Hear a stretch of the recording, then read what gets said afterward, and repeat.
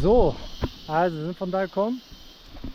Jetzt geht es hier weiter. Ich hoffe, ihr könnt es noch mal gut erkennen. Die Kamera versucht ein bisschen zu trocknen in der Linse. Genau. Also hier fängt dann quasi schon mal so ein bisschen neuer Dschungel an. Und hier könnt ihr sehen, wie das eigentlich sonst ist. Also wirklich todesmatschig. Immer den ganzen Tag am Regnen. Die Sachen werden gar nicht mehr trocknen. Das ist so ein Tag wie heute schon sehr, sehr geil auf jeden Fall. Genau. Aber ja, was ist das hier? Jetzt gehen wir hier quasi so einen kleinen Weg hoch.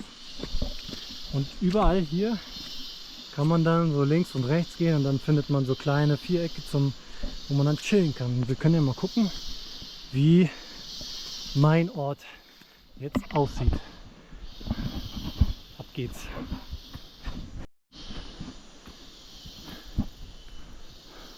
Also wir haben hier viele Wege, die hier lang führen. Und es ist halt alles richtigen geilen Dschungel, Alter. Boah, über Spinnennetze, das Leben durchschlagen. Genau, bisschen. Aber hier muss man jetzt also eigentlich an sich nicht so krass aufpassen, wegen Tieren oder so. Weil die meistens, wenn dann da sind, irgendwie nachts am Start sind. Und ja, das Einzige, wo man hier ein bisschen gucken muss, sind Ameisen. Wenn man dann hier irgendwie 20 Millionen Ameisen auf einmal vor sich hat und da reinläuft, dann sind die ganz schnell oben an deinem Bein dran und da fühlt sich nicht so geil an. Aber wir können ja mal gucken. Vielleicht finden wir hier noch irgendwas. Mal sehen. Also jetzt geht es ja weiter. Also hier sieht man auf jeden Fall der Sturm, der Monsun und so. Wir haben viele Gewitterstürme gerade. Der räumt hier alles ab. Aber es ist auch irgendwie ganz geil. Und ich weiß gar nicht, ob den Dschungel das so sehr stört.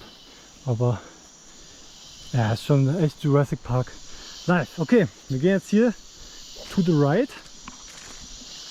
Und hier haben wir mein Spotty da unten. Gucken wir mal. Freunde, guckt euch das an. Einfach ein Baum in mein Dings gekracht. Ciao. Alter. Da ist alles hier, ist abgestürzt einmal von da oben. Ist von dem Baum abgebrochen. Komplett hier reingekracht. Als ich hier war, das war alles frei. Also hier war quasi so eine Freifläche. Hier kennt man es noch ein bisschen. Das ging dann hier so rum. Alter, einfach der Baum da runter gekracht. Ciao. Ciao. Perfekt. Aber ich habe noch Aufnahmen, glaube ich, wo ich das nochmal gefilmt habe, wie es hier aussah, als der Baum noch nicht hier unten war. Und das kann ich ja mal kurz einblenden.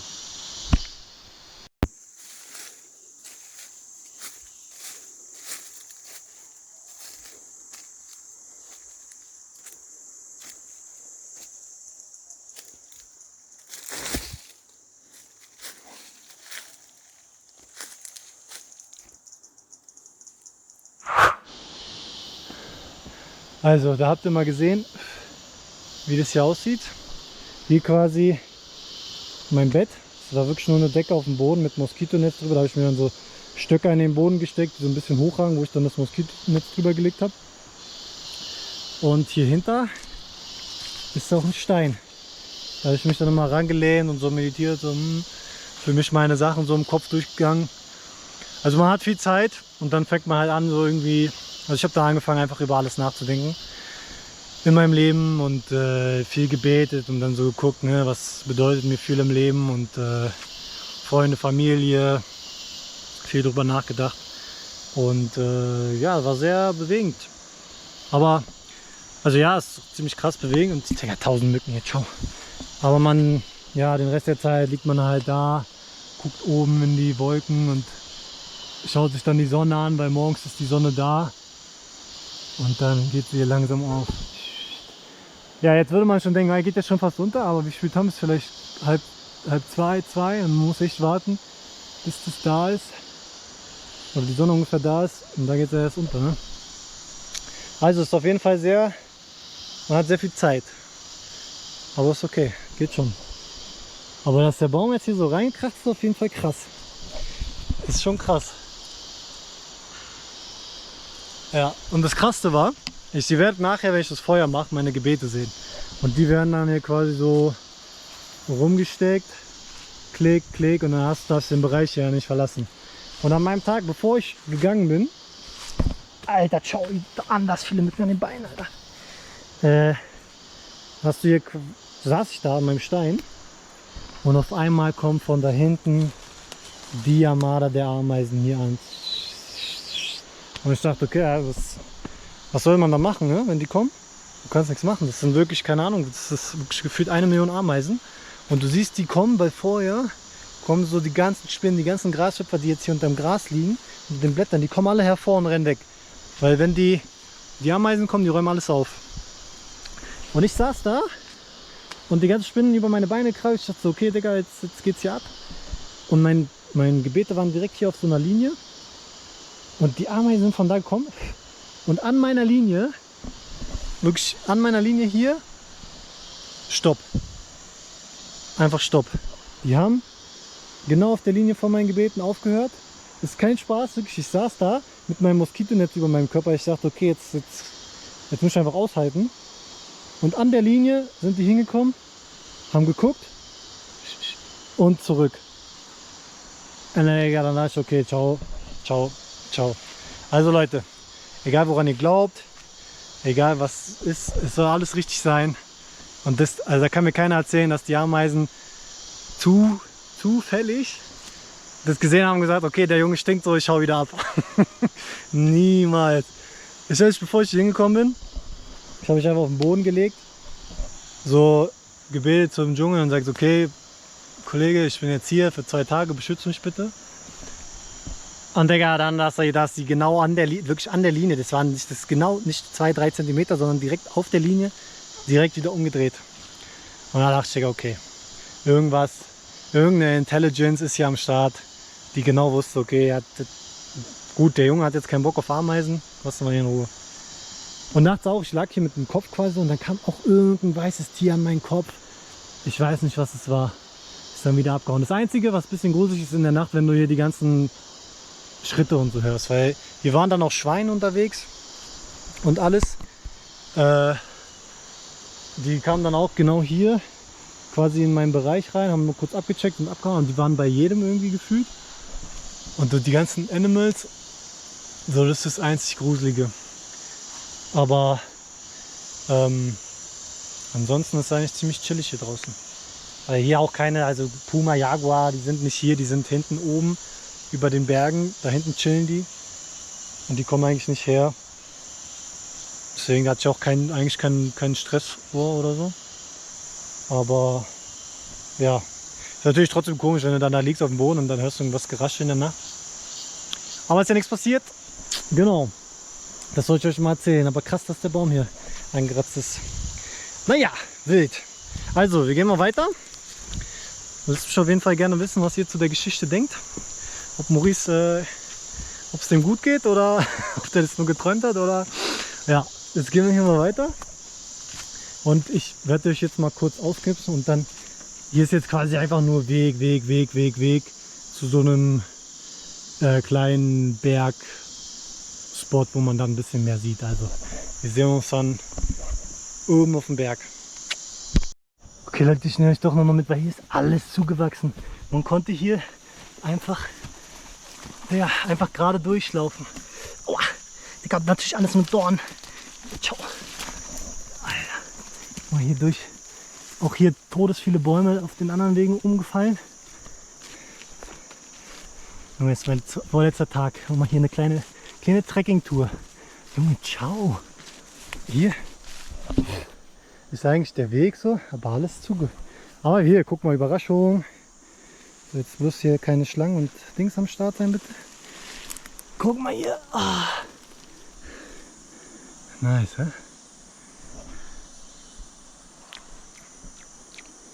Oh, die Digga, sind noch nicht ready, ja. Toast, oh Gott. Uff. Naja, jetzt gehen wir weiter. Sonne brutzelt. Oh, Freunde, ich sage euch, das ist wirklich gar nicht smart, was ich hier gerade mache. Wirklich mit kurzer Hose, wenigstens die Stiefel, aber du weißt nicht. Wir haben hier schon ein paar Schlangen. Ein Biss und gute Nacht. Aber egal, alles für den Fame. Alles für euch. Boah, ciao. Digga, ich habe auch den dümmsten Weg genommen überhaupt. Guck mal, hier haben wir auch nochmal so eine gute Beere. Ich weiß gar nicht, was das für Beeren sind, aber die schmecken so ein bisschen himbeermäßig einfach. Oh. Genau, wir hätten natürlich auch den Weg nehmen können. Aber nee, jetzt sind die ganzen... Oh, Digga, kennt ihr das, wenn das alles so juckt und die wollten nur noch so... Okay, weiter geht's. Will ich nicht aufhalten. Genau, hier könnt ihr noch mal sehen, wie die Gebete, hier hat hier noch einer hängen lassen, quasi um den Square aufgebaut sind. Gehen dann da so runter. Und genau an der Linie sind die Ameisen, haben die halt gemacht. Und normalerweise habt ihr hier auch so eine Straße, die führt hier runter. Mit richtig vielen Ameisen. Die gehen von unten nach oben, den ganzen Berg hoch. Also man läuft hier schon von unten jetzt vom Wasser, bis man oben ist. Ja, so 7 Minuten oder so. Und das laufen die alles. Krank.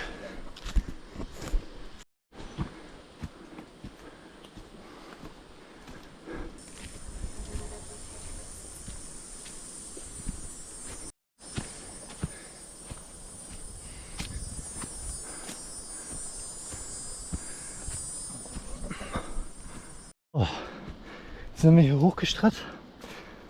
Uff. Boah, das war schon lange nicht mehr so warm jetzt hier. Geiler letzter Tag. Vorletzter Tag, ja, krank. So, hier. Ach krass, der hat auch wieder Blätter. Das ist der Game of Thrones Baum. Anders heftig. Ich glaube, hier oben ist auch selten ein Nest drin oder so. Uff. Ja. Kurz noch durchschnaufen. Ich bin eigentlich gut im Training, aber hier, ciao, die Höhenluft ist trotzdem immer anstrengend. Und jetzt könnt ihr hier mal sehen. Krass. Und da hinten, da ist er, der Waterfall. Ich versuche mal näher ran zu zoomen. Mal gucken, ob wir ihn ein bisschen besser sehen können. Ja, also näher geht er mit der GoPro leider nicht. Also da ist der Wasserfall, ihr seht, der ist auf jeden Fall viel breiter. Genau. Und dann von da hinten quasi sind wir jetzt hier hochgestratzt. Nach Game of Thrones. Perfekt. Richtig in die Kingsland rein. Genau. Und da geht es dann quasi immer weiter. Da kommen dann noch eine Städte, da muss man halt viel so zickzack fahren. Genau. Ist auf jeden Fall gut am Schwitzen. Aber geil. Ist nochmal nice so zum Tschüss sagen. Überall mal nochmal gewesen. Also wir haben hier einen großen Wasserfall, da hinten ist nochmal ein kleiner Wasserfall, der hier so rauskommt. Und eigentlich wollte ich ja noch eine Tour nach da oben machen, aber das ging dann irgendwie alles nicht. Das hat sich dann irgendwie konnten die Jungs dann von der Tour nicht das mehr und dann hat sich das alles verschoben. Aber egal, da muss ich noch mal herkommen, damit wir den Jaguar noch mal sehen. Ja, das wäre schon krass, so ein wilden Jaguar. Aber jetzt muss ich die Kamera noch mal in weit ändern. Jedenfalls da hinten haben wir unseren Favorite Sunset Spot. Wenn man quasi rausgeht auf die Straße, dann kann man da hochlaufen, wie ihr im ersten Video gesehen habt. Ich hatte eigentlich ja nicht so Bock, das hochzuladen, weil ich so weiß nicht, ob es so cool kommt, keine Ahnung. Aber jetzt irgendwie habe ich mich nochmal hingehauen. Dachte, okay, eigentlich schon geil, dass ihr das mal alles seht. Und ja, also vor allem so für Family and Friends. Und dann kann ich ja mal weitermachen und mal gucken, was ich euch noch so zeigen kann. Also ich will jetzt auf jeden Fall noch zu dem anderen Punkt, zu dem Pool. Und gucken, ich will die Clients da jetzt auch nicht stören, wenn die da baden und so. Das heißt, vielleicht gehe ich da nachher nochmal hin. Und dann nehme ich euch nochmal mit zu der Ceremony. Und ich weiß nicht, ob wir heute nochmal Football spielen. Oder morgen. Dann zeige ich euch den Fußballplatz nochmal. Das ist auf jeden Fall der Grätenbrecher Number One. Also, das ist so eigentlich super Quatsch da zu zocken, aber es bockt halt todes. Aber ist irgendwie auch ein Wunder, dass ich noch nicht im Rollstuhl sitze. Oder dass die Jungs, die hier seit Jahren leben, noch nicht im Rollstuhl sitzen. Ja, das ist schon krass. Hier, genieß noch mal den Ausblick.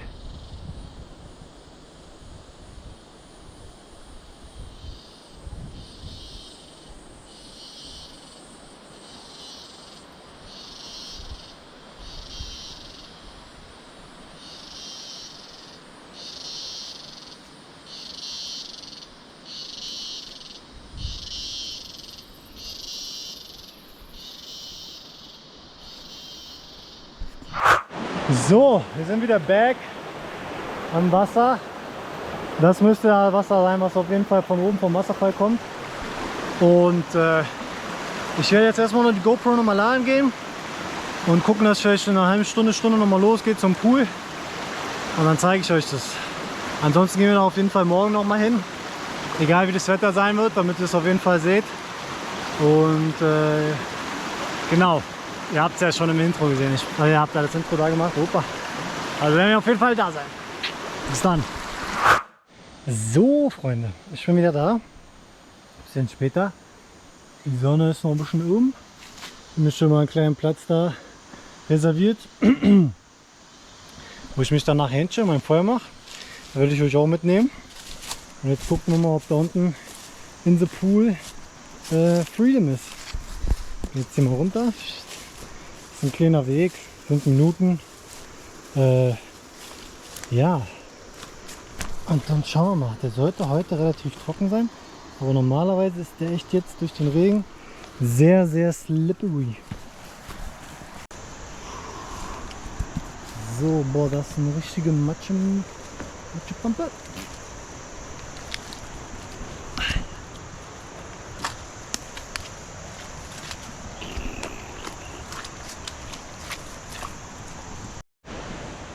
Und bei hier steht auch noch so ein neuer kleiner Waterfall. Genau auf dem Weg. Krass. Zack.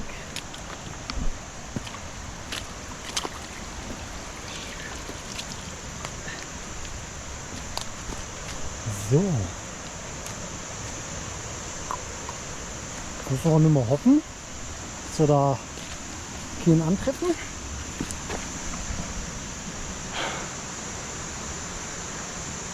Ist auch so ein kleiner Fluss.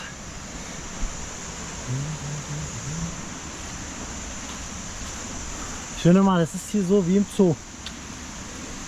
Oder manchmal riecht es hier so wie ein Alligatorgehege. Dass du so denkst, okay, da kommen sie gleich. Die Kleinen. Die ekligen Alligators. So. Jetzt mal schauen. Hier oben. Was hier so geht.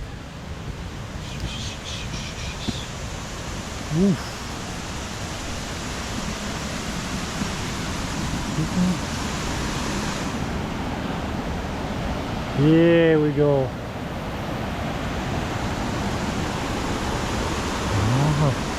Alter, der Baum hier, der lag hier auch noch nicht. Der ist auch frisch runtergekracht. Und der da auch. Alter, das ist auch neu. Müssen wir mal gucken. Einfach runtergeflogen, der Kollege hier. Krass.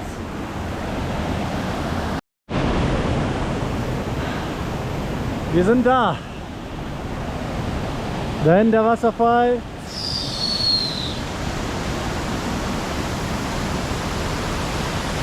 Wow. Krass. Alter, heftig. Ich würde sagen, wir haben noch ein bisschen Licht. Ich ziehe mich um und dann springen wir rein.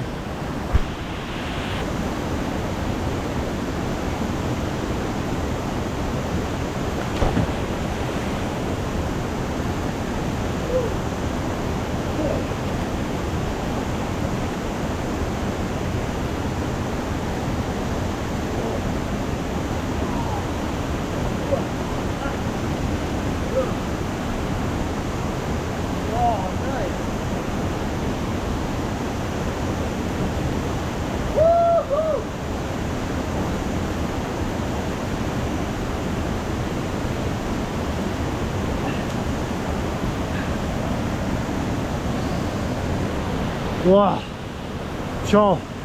Ist mega geil. Ist auch gar nicht so kalt, wie ich gedacht habe. Ja, erstmal atmen.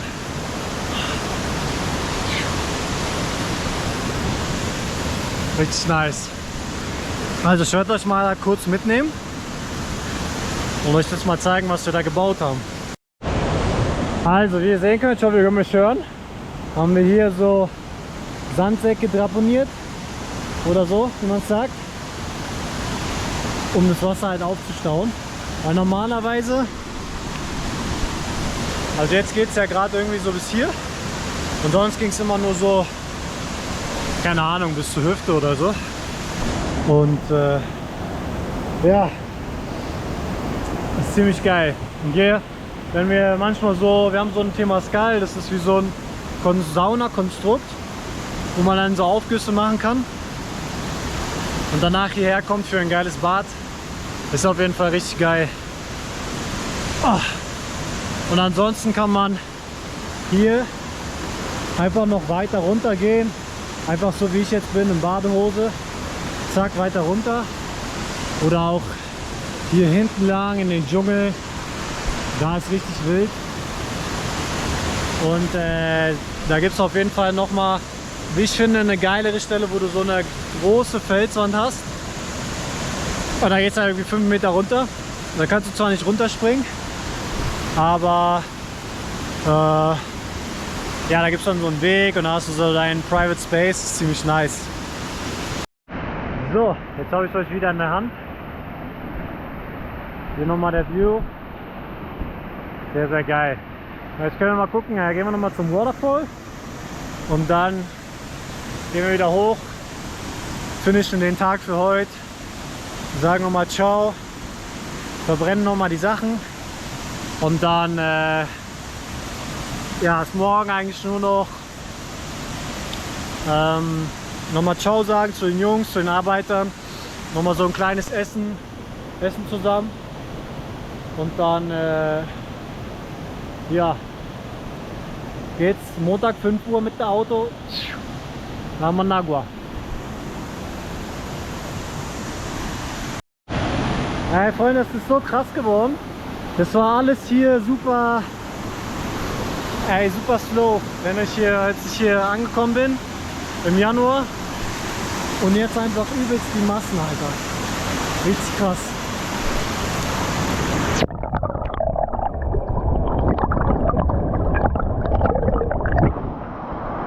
Richtig geil, Alter. Aber der Wasserfall ist viel zu stark, man. Da kann man nicht rein, Digga. Aber ich weiß nicht, wer von euch Demon Slayer geguckt hat. Aber ich will auch nicht spoilern, aber guckt euch an, dann versteht ihr, was ich meine. So, wie geil.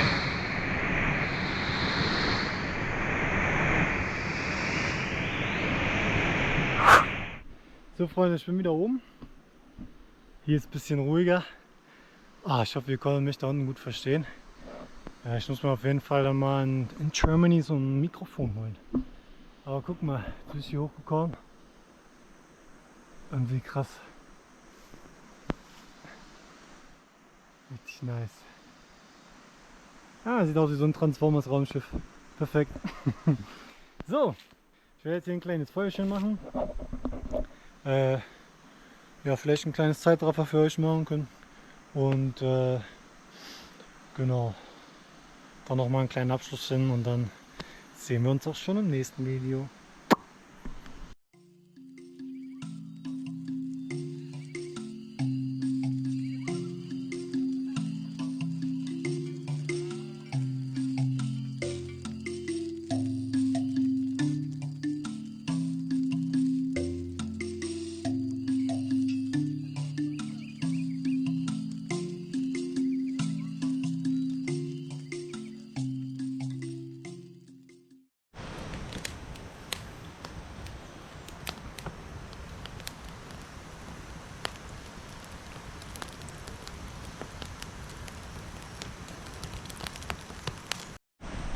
So,